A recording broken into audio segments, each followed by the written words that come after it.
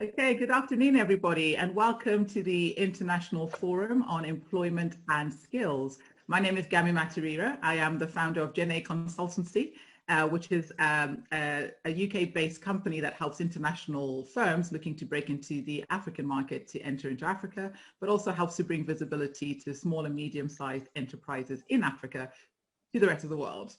So I am joined here by several panelists, and if we can all go one at a time, starting on my right. Steve, would you like to introduce yourself?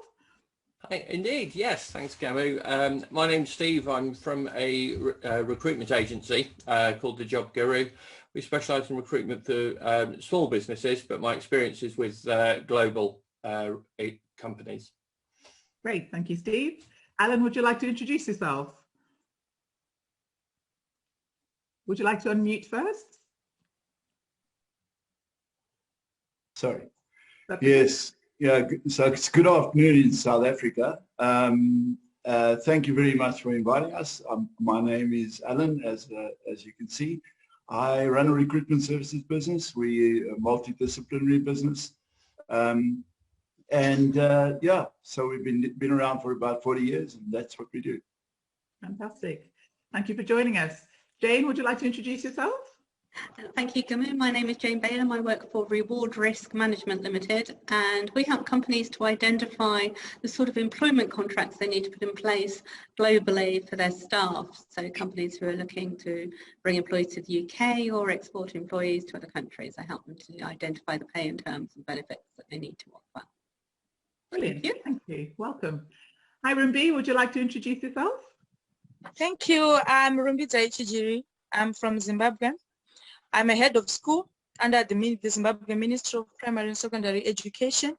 I'm also a co-founding director of AfriLoom Consultancy. It's an education consultancy where we seek to link and facilitate partnerships between African education systems and the rest of the world. Thank you.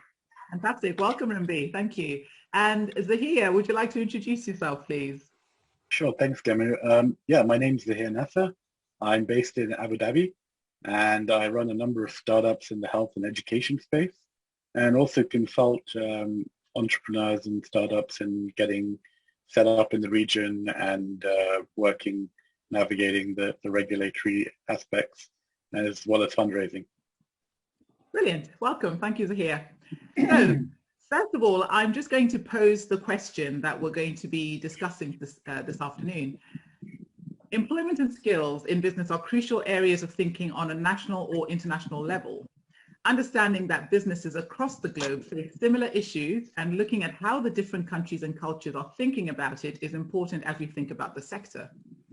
So in a globally connected age with digital communications, we can look beyond national boundaries for businesses to fill skills gaps and for candidates to build careers. Brexit in the UK and international political thinking is constantly changing the employment landscape for both employers and candidates.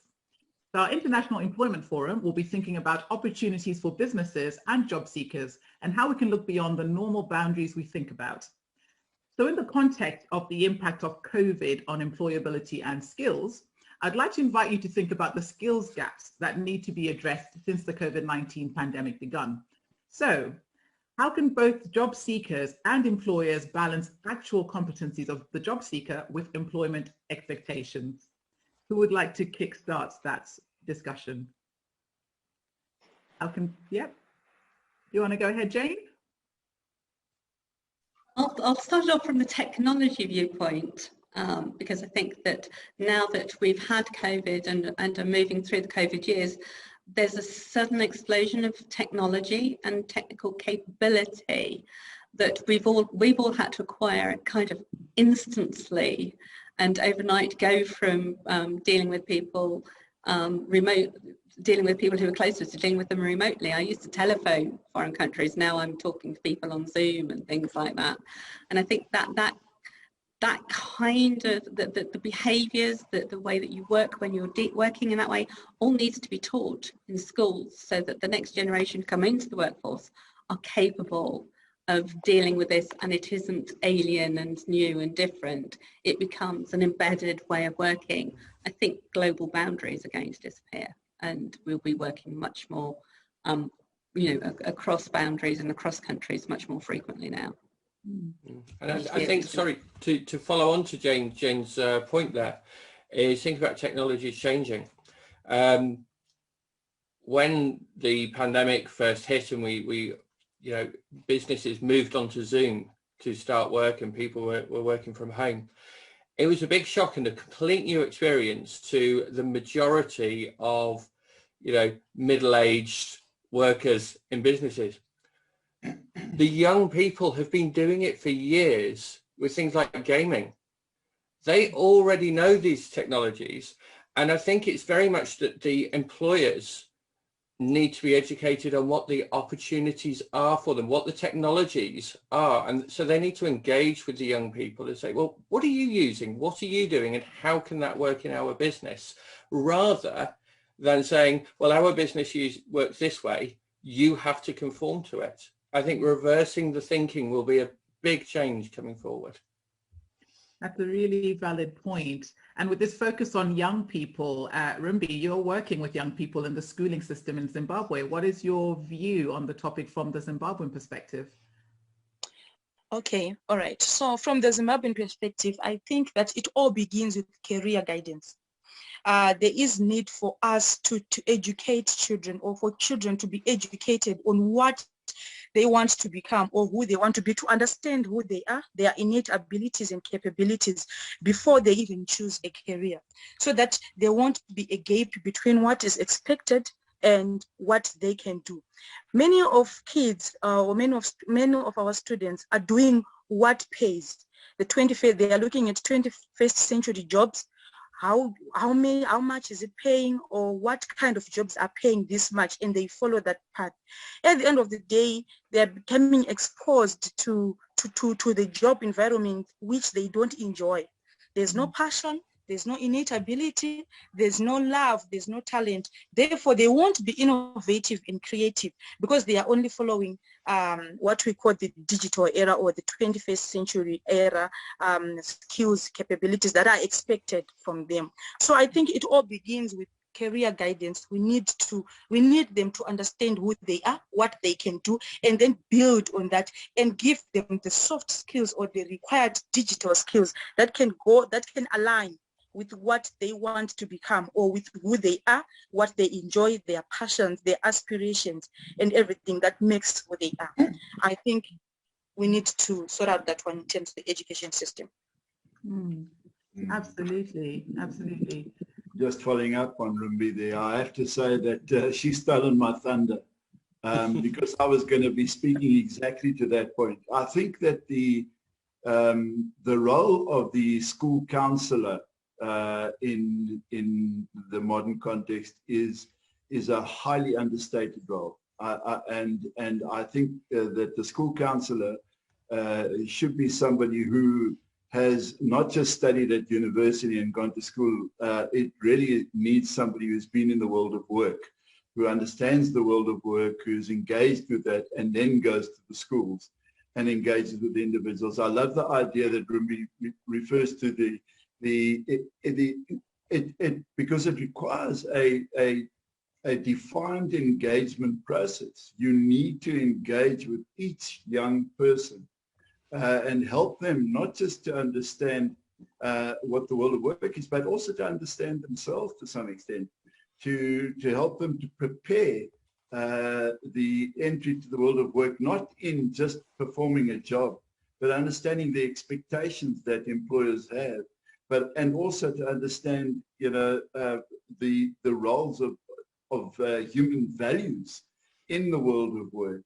There's so much more preparedness that is not purely technical of nature, but more humane.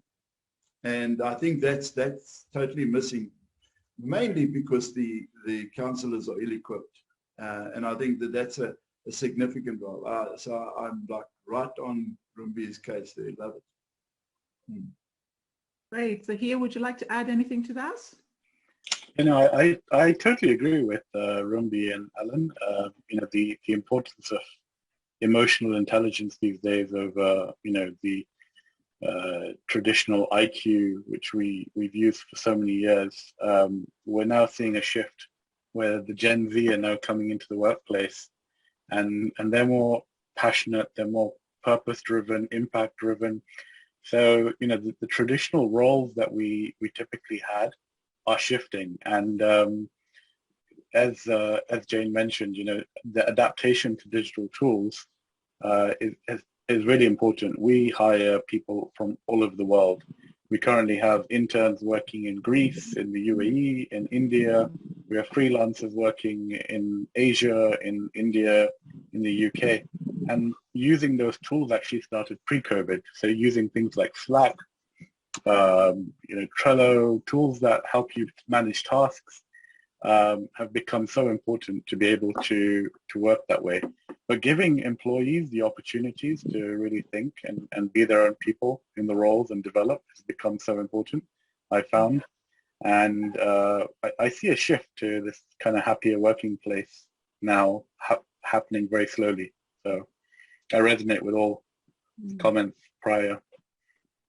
Great. Well, that leads us really nicely into the next question, which is the fact that we know that by supporting young people for the workplace, we enable them not only to add value in their current roles, but to become the leaders of the future.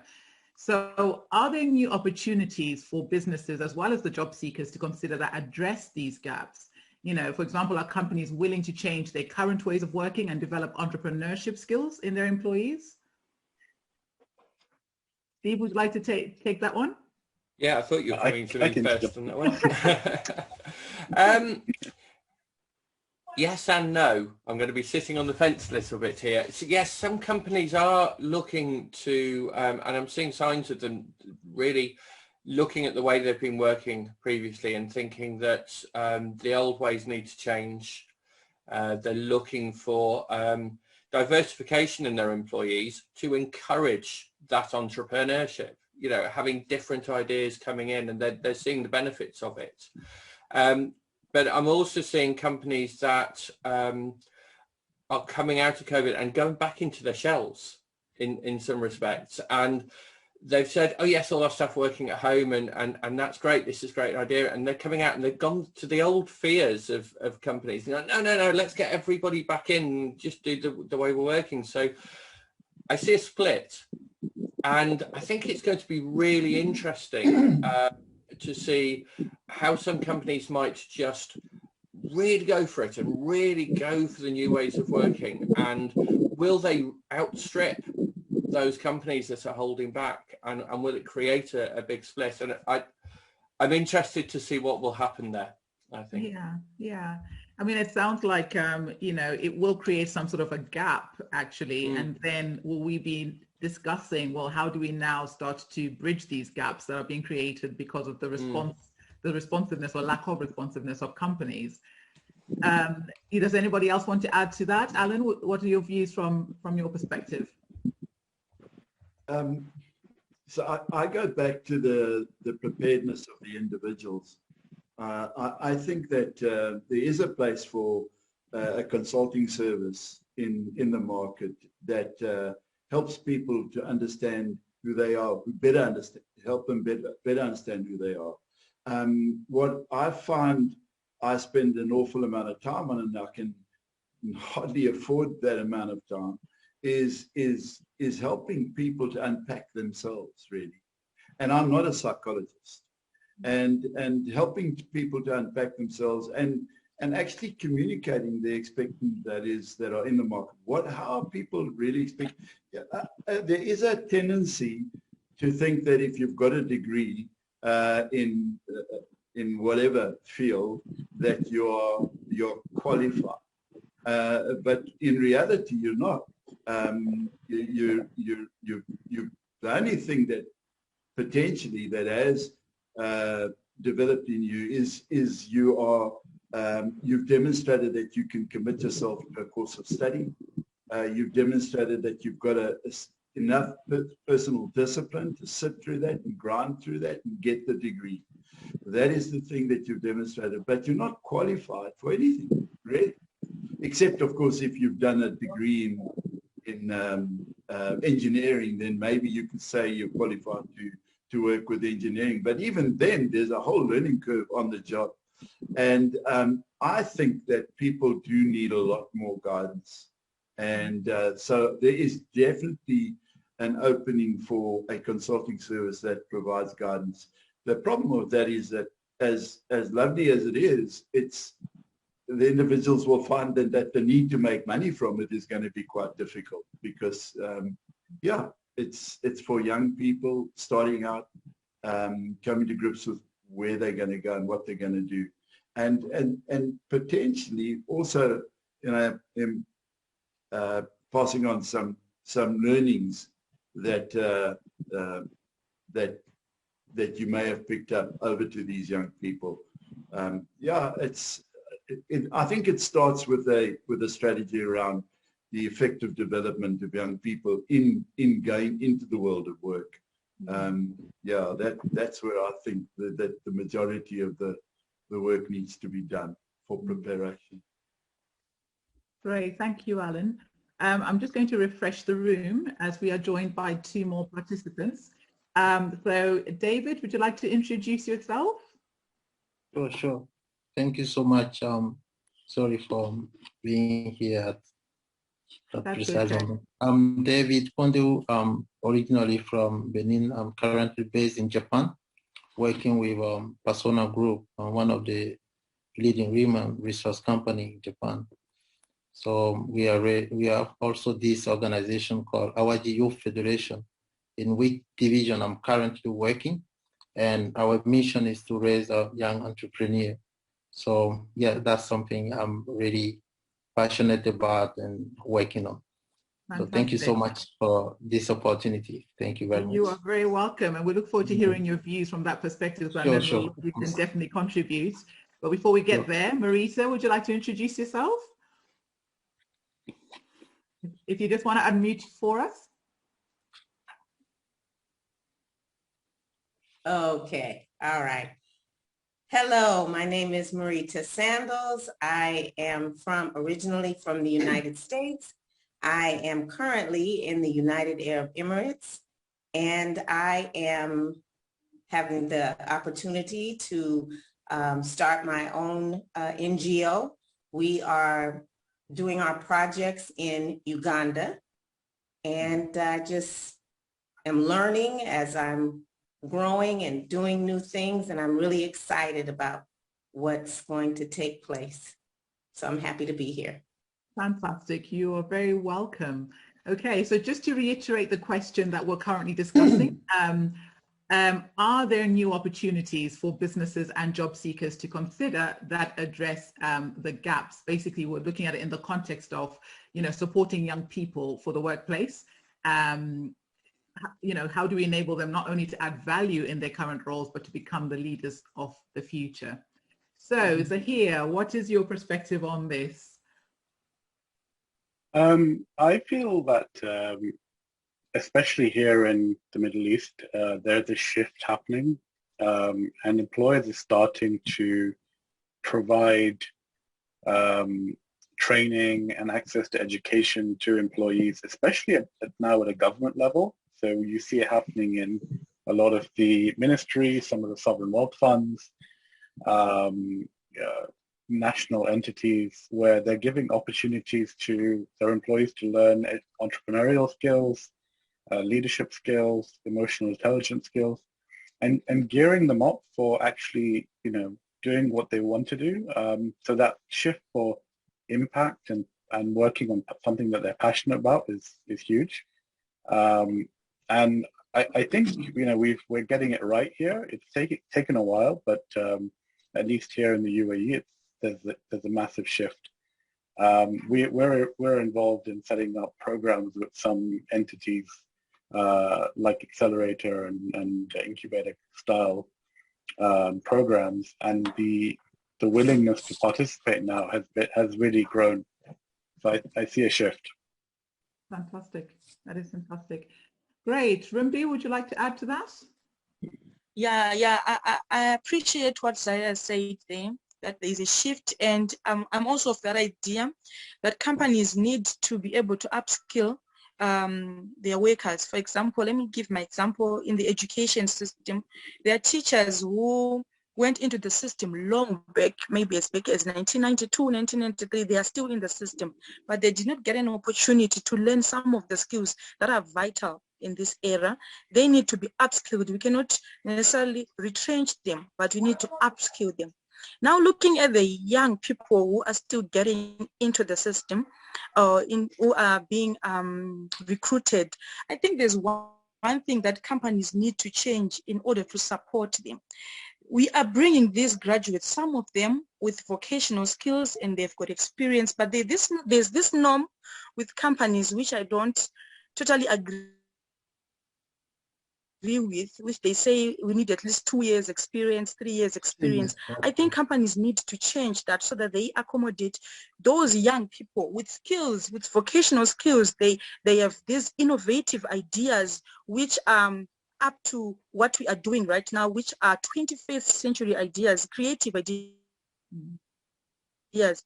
But you find that at a certain company, they are told you need to have at least 2 years experience for you to perform this job or for you to fix this machine. So I think there's need to change so that companies may support young people. Yeah. Yes. Jane, I see you nodding. Do you want to add to that? Yeah, I think that we've reached a point now actually where it's more about the aptitude and attitude of the individual that you bring into your organization. Doesn't matter anything else about them. Have they got the aptitude to do what you want, and have they got the right attitude for it? And we're not bringing people on who've got that unless they've got the qualifications that go with it or the experience. And you don't get qualifications or experience without actually doing it. So it's really, really hard, I think, for people to say, no, I can't bring that person in, they haven't got 2 years experience. And I'm constantly saying to the people that I work with, why have they got to have 2 years experience? Why have they got to have 3 years experience? Why have they got to have 5 years experience? What does that mean? Because experience is intangible, and it could be 5 years experience, could be 5 years of doing the same thing every year. Yeah. I agree with that, Jane. I think that the character is critical. And so just speaking to Rumbi's point, I understand the frustration that youngsters do face when they're entering the world of work because they don't have those skills. But the role of the counselors, the teachers, should be helping them to formulate a statement of fact around who they are, not just what they are. The counselor should be helping them describe a statement of fact around, so my name is Joe Bloggs, and I've been at school for whatever, and this is what I've studied there. But what I've discovered about myself is that I'm particularly good in this area of work.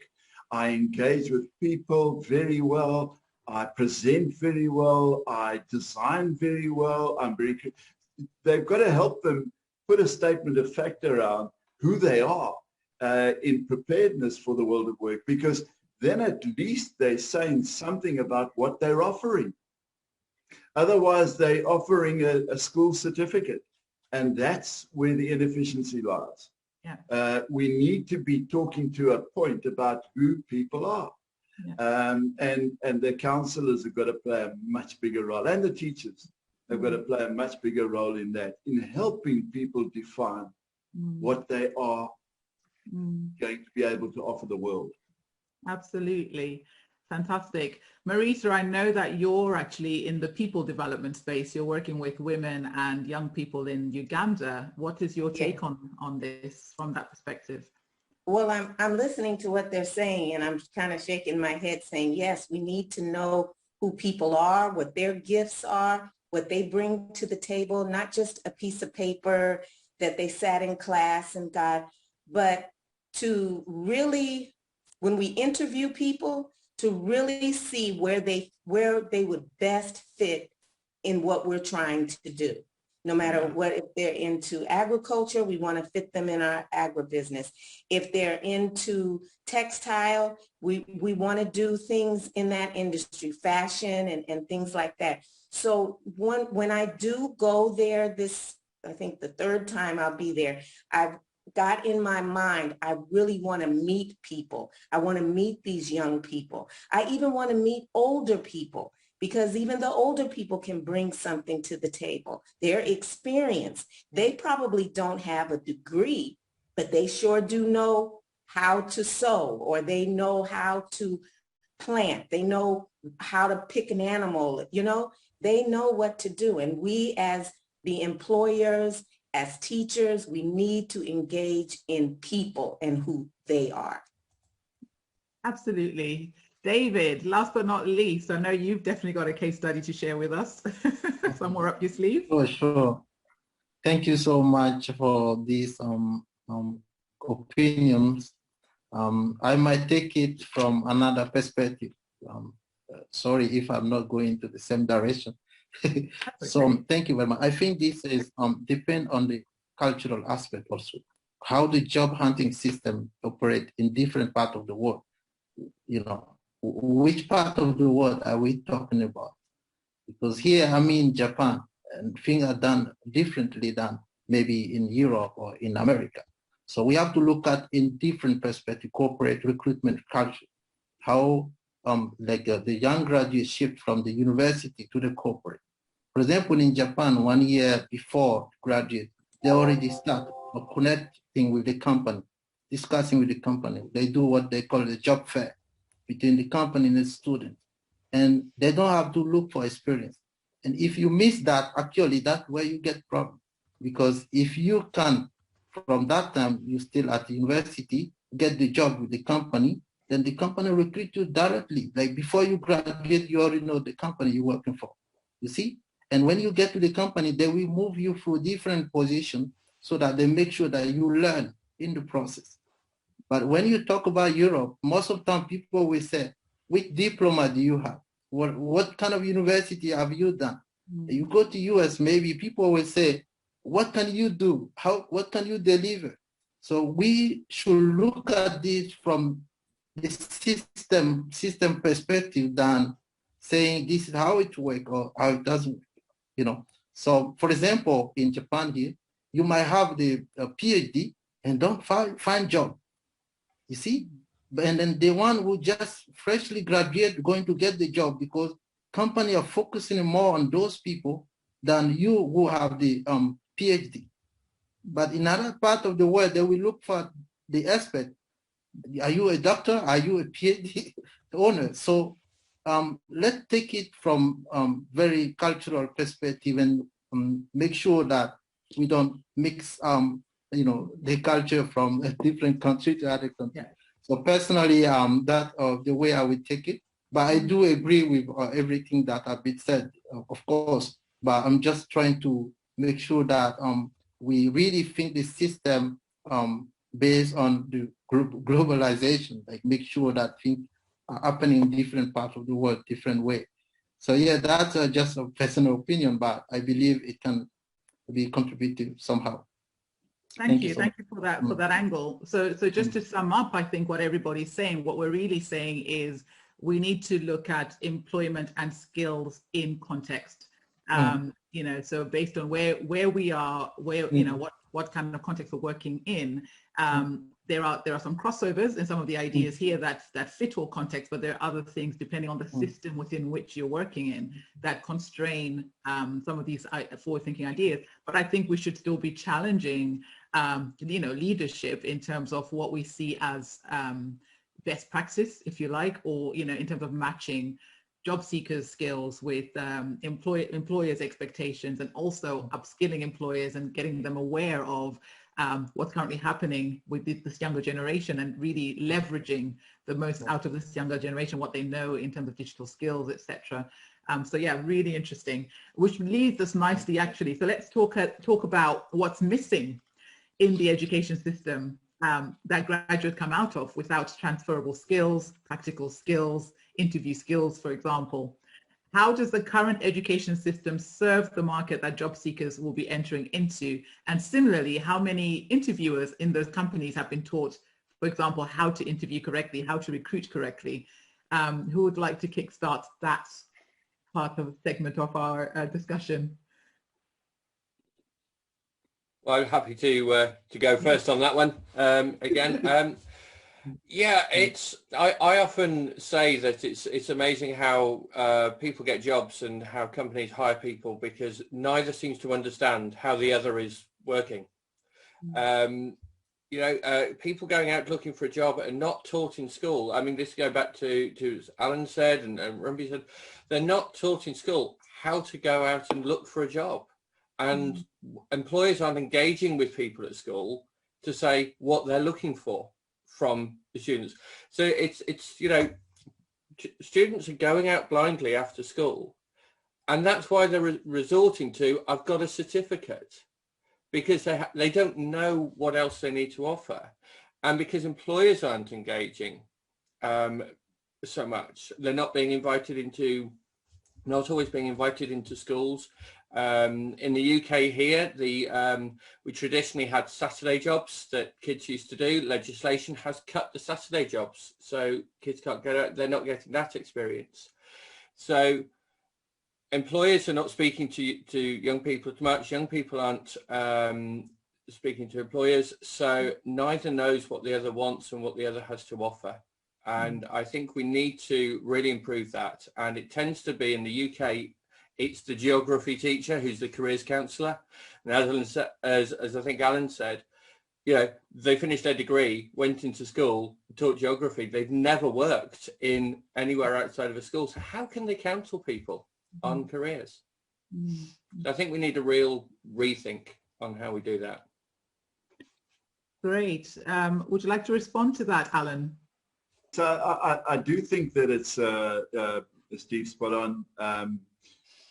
Interesting perspective that David introduced in terms of how things work in Japan, where it appears that youngsters are on a production line where they go to school, they maybe get streamed from there, go to university, and from there they go and get taken into a job, even without having too much to think about it or how much say about it.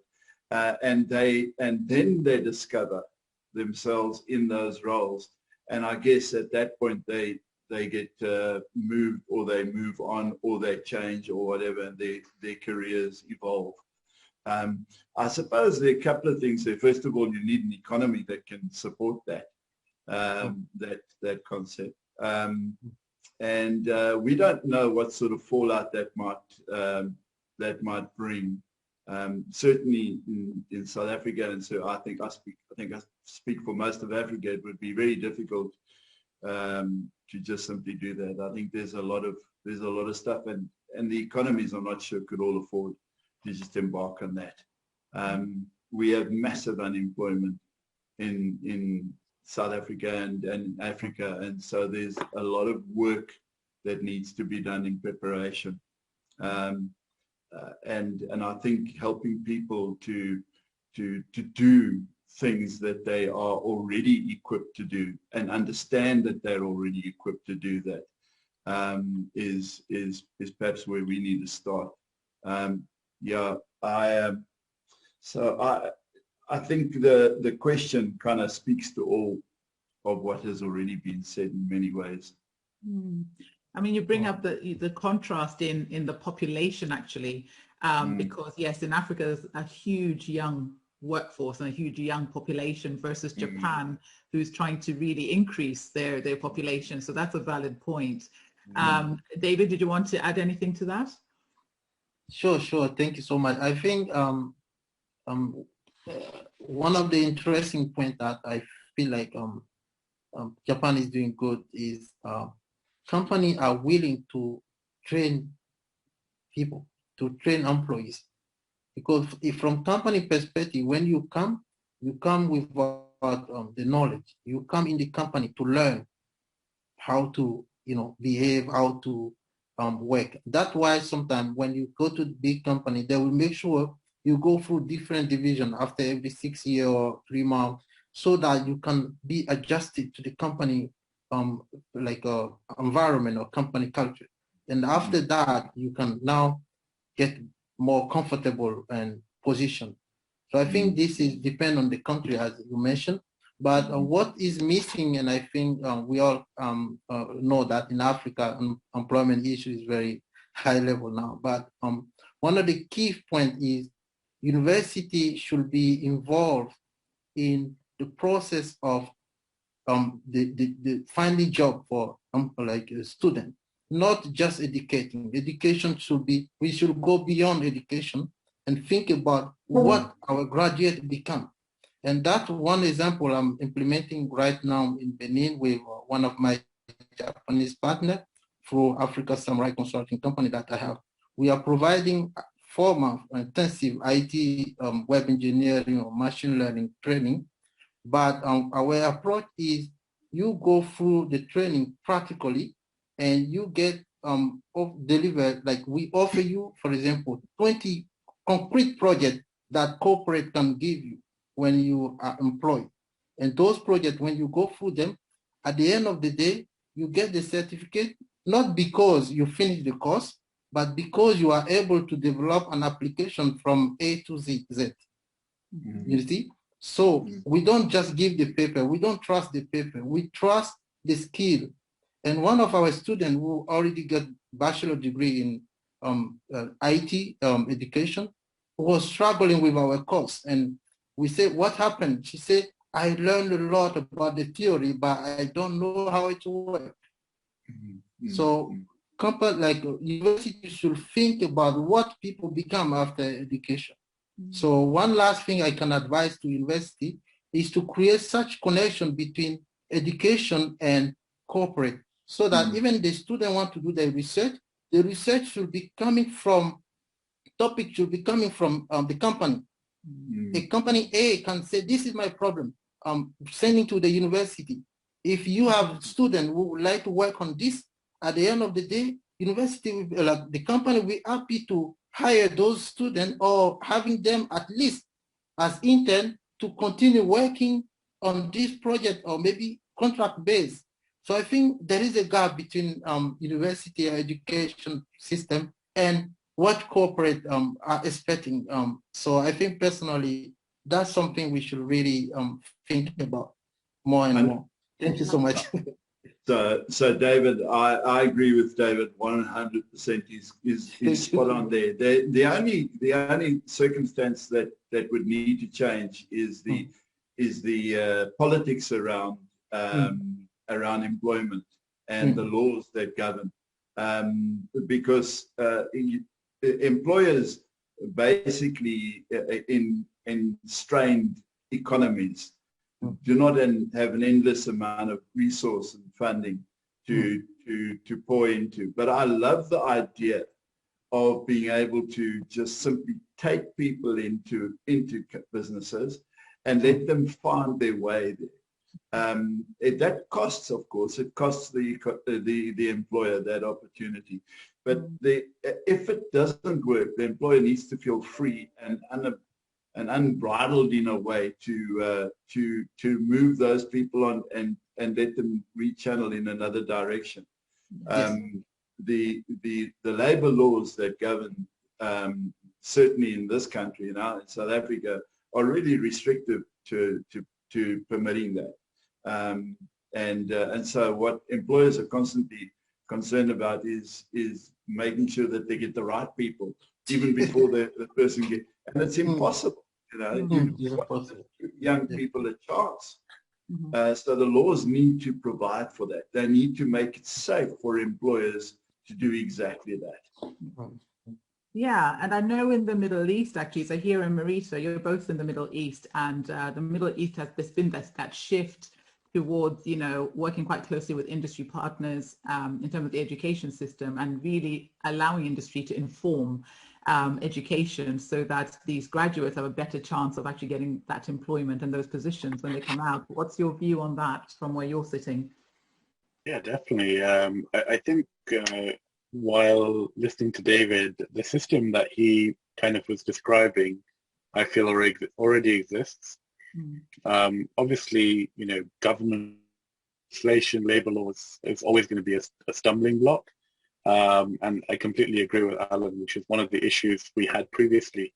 But I mean, I've just in the last week hired 5 interns from NYU in Abu Dhabi with no issues. The university facilitated the entire process, advertised the job. We had close to 50 applicants for 2 roles. And the quality of candidates, obviously this is a tier 1 school, so the quality of candidates was phenomenal, really impressive. But this needs to extend to all the other schools as well. You know, we can't just have the best schools having these programs. Every university needs it. But I'm seeing, I've been contacted recently by a lot of companies offering internships on behalf of universities. And I am seeing a shift towards it, but policy still has to change. It has to be open to more people. Yeah. Marie, is there anything to add to that? Seeing as you're in the same country?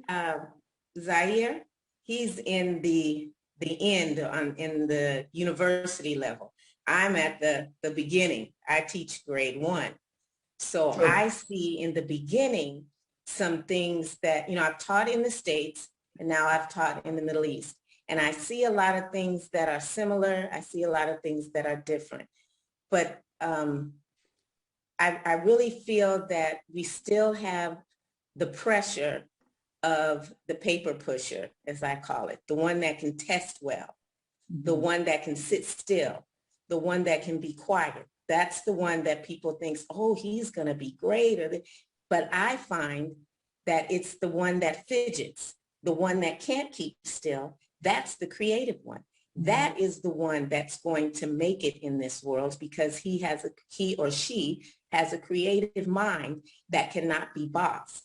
But I still feel that even in the 21st century, with all of the high tech, we still want to box children into these categories and not realize that they grow, they change, they have all of this spark and we suppress it in grade 1. Yeah. So, that's what we have to stop. Thank you. Rumbi, do you want to add to that? Yeah, I'm glad with what Marisa said. It's very important. I was about to say that. I'm glad that my country, Zimbabwe, is introduced this initiative where they're saying children need to be taught skills from the grassroots level. Let's teach them problem-solving skills. Let them research on problems, real problems that are in the society at any level. And at any level, they can be trade tested and be given certificates to go and do whatever they can. They have exhibited those skills which they've shown that they can do. If it's plumbing or if it's first aid, maybe it's driving. If a child is able to drive at the age of 16, why not give the child the certificate and allow the child to get into the society and start driving? There's nothing wrong with that. At any point, a child should be able to exit the school system with good skills, with the required skills to get into the workspace and work. So that's the thing which we're lacking, or which is lacking in some of the African countries. And looking at university level, like what David has been saying, I really love what David said. But to some extent, it all goes back to that issue of culture diversity. What is happening in Japan is commendable, but what about some other countries, especially here in Africa, where they give it a year for attachment or for internship on the job training, and because of population growth, because of the economy structures in different countries, the student will spend maybe 6 months looking for attachment, looking for internship. And the student will just go for internship for the rest of the 6 months of the year, and that's all. 6 months experience, and you're expecting that child or that student to get into the world and work. It doesn't work. So I think there's need for good relationship between companies and students and universities, where they say biotechnologists, they get into biotechnology companies, because you see biotechnologists get attachment or internship at a manufacturing company. To some extent, they're just going to get into the work environment, but they're not getting any skills. You find that you have 3 years of theory and just 6 months of practice. It won't balance. So I think we need to put it down there to push it down to grade 1 to grade 2, start teaching skills at that level, start certifying and give them an opportunity to get into the world with those skills from that level as they upskill themselves and get to where they want to be. Fantastic. Jane, I'll give you the final word on this one.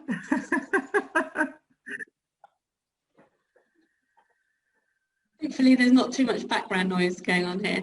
No, it's been a really interesting discussion. Like, I wholeheartedly agree with what Romy said up to a point. And the point that worries me is that we just said that children change so much as they grow. And if we start to give them these skills and pin them down to these skills too early, are we actually sort of forcing them down a route that they grow out of? It's a real fine balance to make, isn't it, really? And so, but I think it's absolutely clear that the connection between employment and education needs to be so much stronger. I have a client who is in the middle of the Welsh Valleys in the UK. There is nobody around for miles. They go into a school that's 5 miles away on a weekly basis to talk to the students and get them engaged with the services that they offer to their clients, so that they can bring from the student body an understanding about where their employment is going to come from and what it means to be part of that organisation. And they're doing that with children who are 10 years old. And they've been doing it for 4.5 years now, and they're now seeing that these children are already thinking, I can go and work there to do this job or to do that job. I think that even getting into them that young, I mean, it does smack a bit of brainwashing, but actually they're making the best of what they've got available to them in a very difficult employment area. Thank you, that's really powerful. Wonderful. Okay, let's move on to our next question. So let's talk about the digital divide. So it's gotten bigger since the onset of COVID-19, and it obviously has implications from the perspective of diversity and inclusion. So how can businesses ensure that diversity and inclusion remain central facets in recruitment? Okay, so what I think is this, the issue of diversity has become a consequence. Actually, inclusion has become a consequence of diversity. For you to be included, you need to have these personal diversities. You need to have these values. You need to have these skills. You need to have this creativity within you. And people are different, but there's this element of choosing or of favoring, maybe for the lack of a better word, those with digital skills, not considering the background or where they are coming from and how has the time changed, or the time space between the two. So in terms of diversity perspective, we have age diversities, we have cultural diversities, we have talked about it. David has indicated that we have gender diversity, we have disability diversities. And in terms of recruitment process, it's now there's no balance now. There's a gap, especially in terms of age diversity. I'll take that for an example. The younger ones have got exposure to digital skills that as compared to the older generation. So looking at recruitment process now, there's no balance between the two. Companies are now starting to favor the younger generation as compared to the older generation, despite the skills, despite the creativity, innovativeness, or the problem-solving capabilities that an older person may have. So it's now creating a divide because of digitalization, because of digital skills and everything. Looking at people living with disabilities, the digital skills tools that we are using right now, for example, we are using Zoom. Zoom needs somebody who can hear, needs somebody who can see. There are some tools, especially in Africa, that are not supporting people living with disabilities. From the onset, that person was not able to use or to manipulate certain digital skills, digital tools that are needed for the 21st century workspace. That person is not able to get into the workspace. That person is not employable. Looking at gender diversities, especially in Africa, studies show that women are less exposed to technological tools as compared to men. So one way or the other, men who exhibit these skills, these digital skills that are on the rise, COVID era, and women won't. So there's a divide between the two. So there's really need for employers for interviewers actually to be able to see that character component we have been talking about. Is the person able to adapt in a quick space of time?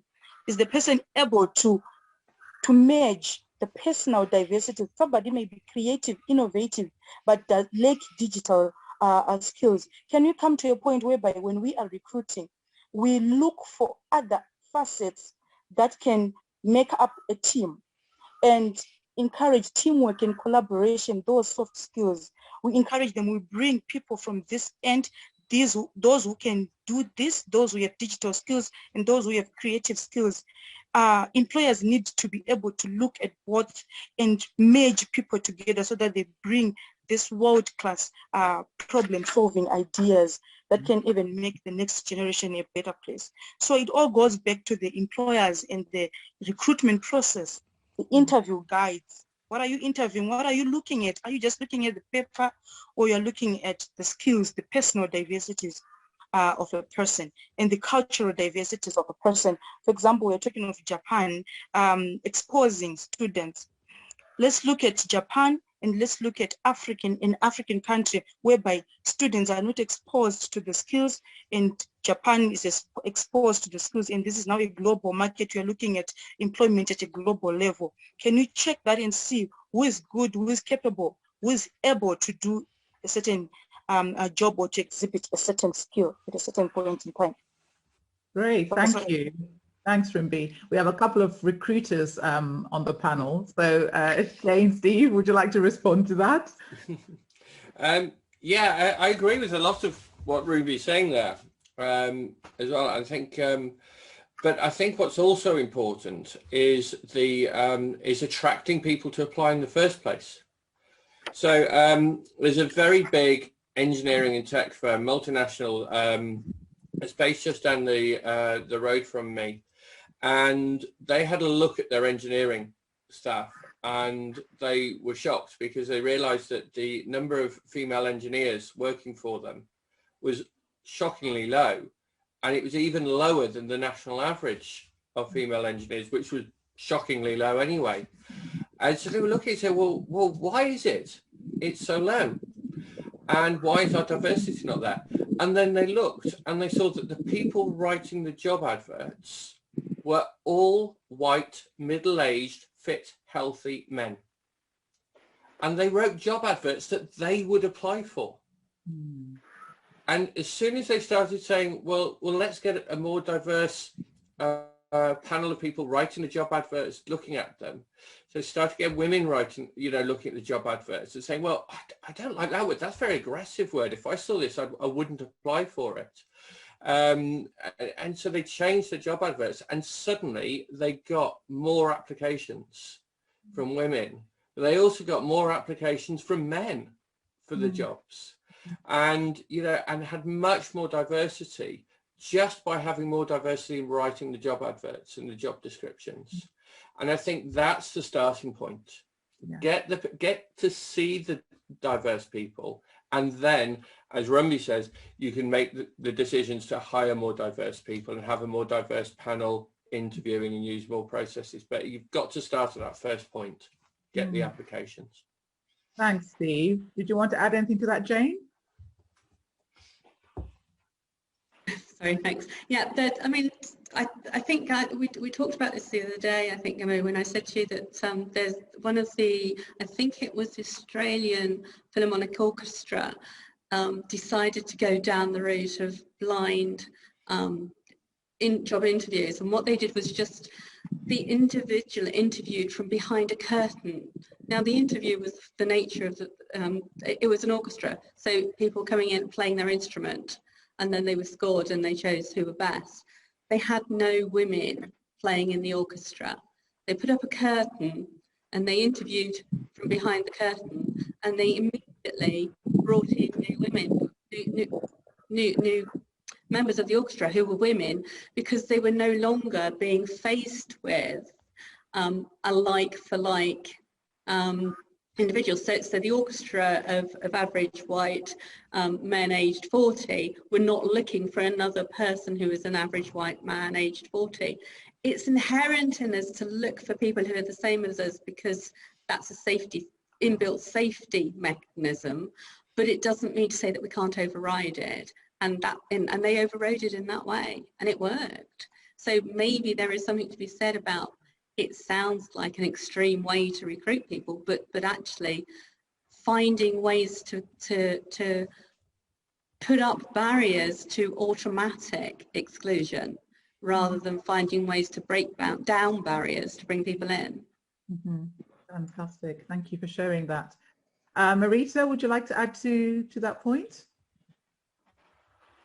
Well, I think with diversity comes strength. Is it Jane, I think, was talking about how it's comforting to be with people who are like you. And that can be true. But I think strength comes in diversity, because what one person thinks might be their strength, it could be someone else's weakness, and then somebody else can come and cover that weakness. And we learn things from different people's perspectives. So I think that we have to find a way how to include different types of people, whether they look like us, walk like us, talk like us. Because living over here in the United Arab Emirates, I have met people from all over the world, and a lot of stereotypes have been broken for me. So we have to find a way how to break all that down. So. Brilliant, thank you. And in Japan is quite a homogenous race, but of course, you know, the few expats, that small number is starting to rise as well. So what's your take on that, David? Sorry, on mute. Can you just unmute yourself for us? Sorry, thank you so much. I think I believe exactly in what Rubin has been saying. She mentioned about different type of diversity. You know, could be gender, it could be ethnic, it could be global. But here in Japan, what I noticed is one of the key factors of bringing diversity together, making sure that we respect that communication, because language barrier. They really want foreigners. They really want to involve people from all over the world. But what language are we speaking? You know, so which language are we speaking? So the point here, raising that point for me, is we can also consider this COVID situation that brought the digitalization and everything's moving online as an opportunity where we cannot consider too much the language barrier, because there are a lot of tools that can translate, for example, from Japanese or to English, or from French to Arabic or whatever. And for me, people should be thinking now that as COVID make us get this habit of doing things online, like hiring people, even from Japan, hiring people from South Africa, or maybe hiring people from other places of the world. It will be great. That's the way I see it. And look at Azumin and the employment sector here in Japan. Currently, the IT human resource need is about 1,080,000, you know, currently, and it is expected to be about 1 million, for example, if I'm not wrong, 200,000 in 2030. So, but the key is they will be looking for people who have the skill and also the language skill. But for me, as we get used to this digitalization, or we get used to things moving online and used to the internet world, it's better to not consider maybe too much those aspects, but giving chance to anyone that can at least use those online tools to communicate while doing the job and the right job. So I believe that could be my intake in this. And I think, of course, we can take it from different perspectives, but personally, I was thinking more about someone being in Japan or being anywhere in the world, hiring someone in Africa or in Europe, and maybe being here doesn't mean that you cannot hire someone somewhere else. So if corporate can think that way, then we can solve the global problem together. Thank you so much. That will come up in our next question, actually, in a moment. Thanks, David.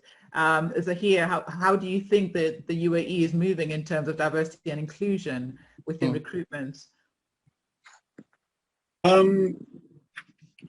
Yeah, I think you know, at a high level there is a shift. I think earlier in the year or to the latter part of last year, there was a law that was passed that basically stated that all federal entities had to have at least 50% females on the board. And, you know, when you start at a high level, it sends a message down the chain that, you know, we need to do this within other entities and companies. So there's a shift that's happening at a policy level, which is but I don't think it's, you know, the subject's not really only about gender equality, but it's other subtle biases, social issues, mental health issues. There's so many things that, you know, frame the bias for hiring or not hiring. And we need to, you know, almost build a framework because these sort of things happen without us even realizing it, you know. So it's great that it's a topic and there's a lot of buzz around it. And of course, in gender equality, there's a lot happening because it's one of the UN Sustainable Development Goals, and a lot of people are trying to adhere to that to appear to be an impact-focused company. But I don't think anybody's doing enough. I think there's so much that still has to be done, and I think everyone needs to keep such an open mind about this. You know, because these subtle biases, I don't even know the biases that I have when I'm hiring, and I try to tune into it, but it's something that we really need to analyze and implement in everyone's companies, all businesses. Yeah. Alan, last but not least, you've been sitting patiently. I know you've been dying to jump in there and share your 2 cents. Yeah. Thank you for waiting. Yeah. It's a fascinating topic.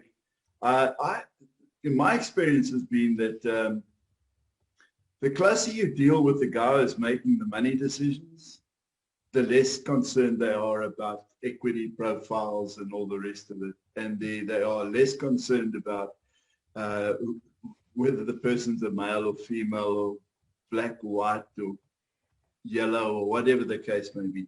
I think the biggest challenge is somehow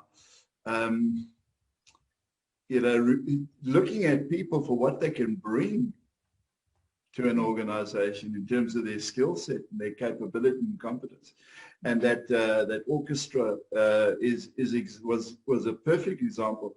They were not looking at anything other than the beauty of the music that flowed from the instrument. And I think most sort of senior executives are saying, well, how can this person add value to our organization? So, you know, and all of a sudden, nothing else is on the table for consideration. It's purely what this person brings. Yeah. And does this person bring it? Is this person going to be able to bring it here? That's it, period. Then all those other things fall away. That is, personally, you know, I've only ever employed people for what they bring. Never ever any other thing. Do they share our values? Do they share our convictions? And are they willing to work? And that's it. You know, that's how we employ. Unfortunately, in the big corporates, people get in the way. And, may I add one thing? And therein lies your challenge. Sure. Go ahead. Thank you, Alan. Go ahead, David. Yeah, one last thing I can bring in this is I got the experience of, for example, working with people from different countries, like maybe 30 countries, and we are together working, And what I learned from it is diversity as corporations consider drive innovation. So whether you're considering gender diversity or any type of diversity, it's just the innovation. If you consider that more, you will see how people can bring the ideas from different perspectives as maybe a woman or man or African or maybe Arabian. It's just that is innovation. The corporate should consider that more.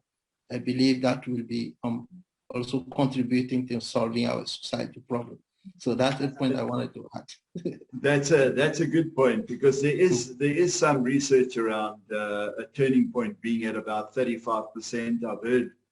I was in a conversation with somebody just the other day, and there was evidently some research around the efficiency and effectiveness of boards operating like quite considerably better, having a 35% representative female group on the board. So yeah, that may be definitely a consideration. Great, thank you both. Sure. That sums that up quite nicely. So the good news is we are entering our last question for the panel. I know this is all very exciting. But yes, what is the impact of the globalization of markets on people's incomes? What's the impact of the globalization of markets on people's incomes? Jane, would you like to kickstart this one for us? Yes, thank you. Yeah, this is one of my specialities, is income and what people are earning, because I think it's when you, as a global organisation where you're employing people across many different countries, it can be very difficult to work out what you should be paying for each role in each country. But I think what we're seeing now is a general trend towards income earning being a different methodology. We used to, globally, we used to work our fixed hours in our offices, 9 till 5 in France, 9 till 5 in England, an hour apart, 9 till 5 in Zimbabwe, 8 hours, 12, 21 hours, whatever it is apart. There were lots of differences. And you had this dead time when you couldn't deal with people, or you had to get up at 4 o'clock in the morning to take part in a conversation. And now we're seeing people able to employ people in other parts of the world, and David had alluded to it earlier. And I think it's broadening out the opportunities for people to earn money. I work with a technical engineer on a product that I use, who is in Japan, and I deal with him overnight. I send him my issue, and he resolves it overnight and is back to me in the morning. My clients think it's fabulous. They think he's amazing because he deals with the problem there and then. But what they don't know is that it's taken him 8 hours to do it in Japan. It's just that he got it back to me, ready for me to give it back to the client in the morning. And that opens up a whole economy of people that you can deal with that fit around your specific requirements as an employee or as a service provider. Fantastic. Great. Who would like to add to that? Steve? Yeah, I can follow up that. And actually, I was having a very interesting conversation just a couple of days ago with an English teacher who taught Russian students how to speak English, and she was paid in US dollars. And it raises an interesting question when you have globalization of employment is one, what is the currency that's used? And two, how do different countries' economies affect somebody in their employment? So she's at the moment hoping for a very weak English pound, because then the dollar means she gets paid more. But she's also contending with the fact that the Russian economy is struggling. And so therefore she doesn't have as much work in Russia as possible. So at the moment she's got less work, but a high dollar, so she's doing okay.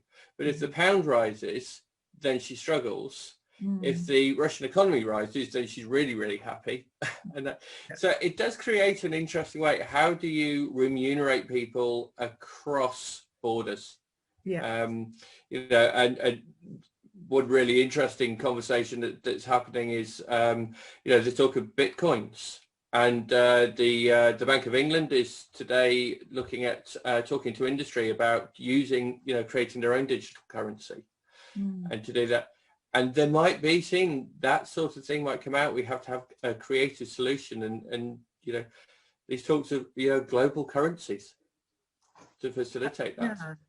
As you were speaking, I was just thinking about Zimbabwe, for example, that actually uses the US dollar as a normal currency alongside the bond and the Zimbabwean dollar. Yeah. So Rumbi, what's your take on it from the Zimbabwean standpoint of the currencies, you know, earning in a foreign currency, but locally, but also the opportunities to earn by working globally?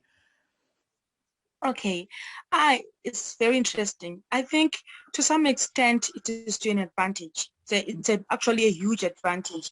Globalization has increased income because looking at our currency, it's way below the US dollar, but somebody can earn US dollar and the living conditions may be better. I'll take example, me. I'm a teacher and I'm teaching people in the UK, Zimbabwean nationals who cannot speak Shona, and I'm teaching them Shona language. I'm earning in US dollar, they're giving me US dollar. So that means even if I'm not earning much as a teacher here in Zimbabwe, but I have this extra income that is coming due to globalization because of digitalization and everything. I can just stand in front of a camera, record the lesson, send it to somebody, mark assignments, and get my money. So I think globalization has got advantages in terms of that. But looking on the other side, we're talking of the market itself now, because each and every company wants to make a global impact. To some extent, it also affects employees, because this company is now operating at a perfect market level, and there's perfect competition, and the pricing at global level may be less as compared to the pricing that is supposed to apply in a certain country. And companies are now forced to charge, especially for those services which are international. They are forced to charge a price which is at par with the international standards or in the international pricing system. And it may be low, and the employee may end up getting a lesser salary because the company is trying to match with the market requirements and the market standards. So to some extent, it's good at an individual level, but at a company level, it can have some disadvantages as well. Does this translate in South Africa, Alan? So our experience here is that it's the globalization of markets has definitely opened up opportunities for smaller companies such as our own. You know, we've been traditionally providing and outsourcing teams to organizations locally, but with COVID and everybody being a little bit more receptive to communicating via these sort of platforms and tech and digital communications generally, it's obviously many of the smaller organizations have worked out that they can employ an entire administration team in South Africa and save themselves 60% of their payroll. So just because of the exchange rate differences, and the idea of a global currency and fixing reward structures around that would prove an interesting challenge. So I do think that it really has opened up the markets. So individuals in South Africa, engineers, and are finding themselves able to take themselves to the market in the UK, in Australia, in the United States, and ply their skills internationally. but they remain seated here on Clifton Beach and looking at the ocean. So it's just, that is very possible today, whereas previously not. There's one organization that I do know has been doing that for quite some time. They're an engineering company in South Africa called Tris Engineering, and they've been providing a mechanical design service for a big United States automotive plant, and they've been doing that for years. So they've been doing what most people are only jumping onto now for years. So it is definitely opened up that market, definitely, and not just for the big guys, for small companies, mid-sized companies. They're all of a sudden realizing that the admin team of 7-10 people that they've got does not have to work in their office space, and in fact they can use that office space for greater warehousing, distribution place. So yeah, it's definitely changing things. Brilliant. And Marita, being from the US, working in the UAE, paying staff salaries in Uganda, how is that working out for you? Well, being here in the UAE has worked for me great as far as income goes. And what I've learned, which I, these things you never learn in school. I did not really know about like the exchange rate and the different currencies, and all I knew was American money. So when I came over here, I was like, oh, you mean I can afford that? Wow. And now that I've gone into Africa and doing things there, I feel so much more empowered that I can really make a difference. I can afford to do these things, do these projects. And just with $50, I was able to start, a poultry farm. And now we're trying to expand, 1,000 chickens, to help the community, to help these young people have something that they can call their own. I'm not just in it just to, I'm going to make this big company. No, it's supposed to help these young people be able to use their entrepreneurship skills and make money so they can be prosperous in their country.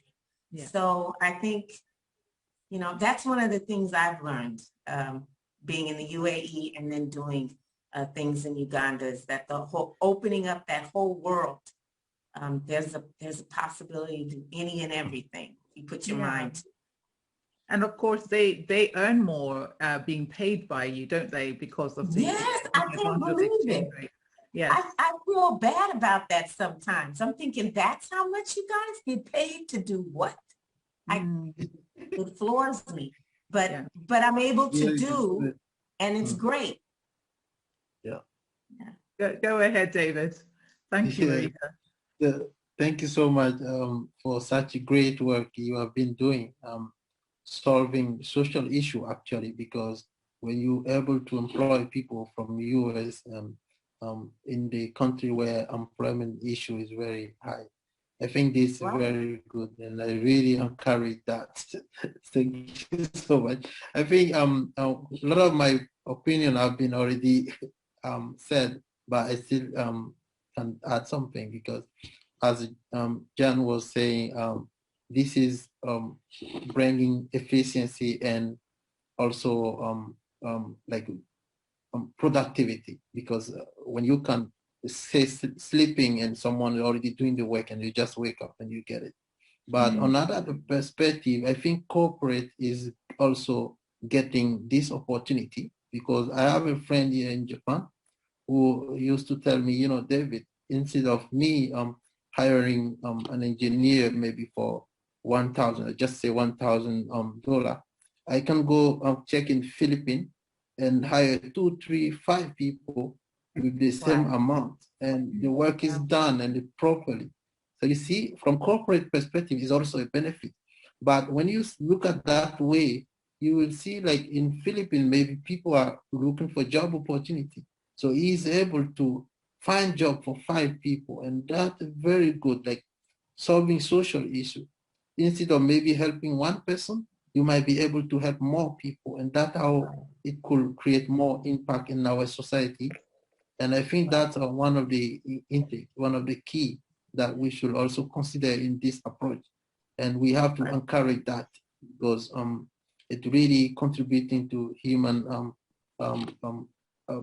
social issues, and that very good point from my perspective. You know what I'm finding, Gamu, is that what he just said, how he can use $1,000 not to just help one person, say in the U.S., but he could help 5 people in another country.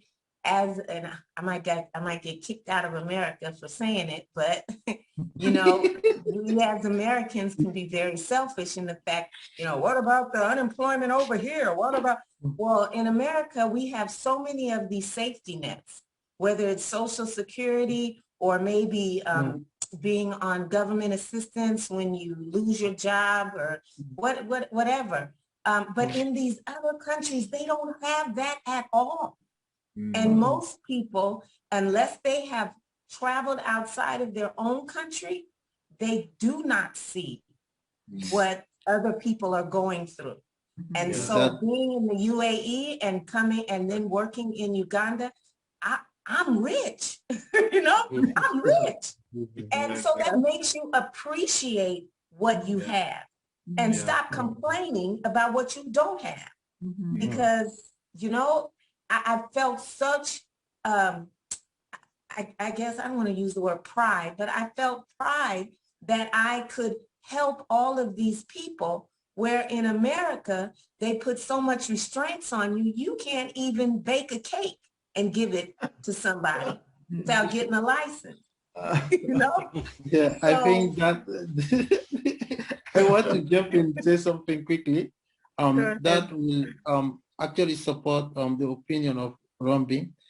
She was saying that people can get extra money, and that's one of the key things you will need to consider.